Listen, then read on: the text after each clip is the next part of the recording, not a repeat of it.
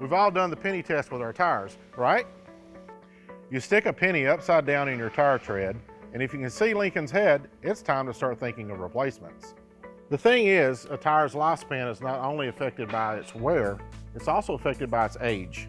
The rubber compounds in tires deteriorate over time, depending on factors like weather, storage, and conditions of use. Ford suggests replacing your tires 6 years after production date. This includes your spare tire. So how do you determine your tire's birthday? Find the DOT code on the sidewall of your tire. At the end of that set of letters and numbers, you'll see 4 numbers clumped together. The first 2 numbers in that sequence indicate the week the tire was made, and the last 2 numbers indicate the year it was made.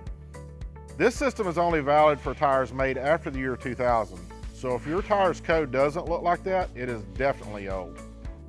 Everyone should double check their tire age, but this is particularly important for farm vehicles, weekend rides, or older vehicles that don't get driven as much. Tires on those vehicles are likely to reach their age limit before the tread wears out.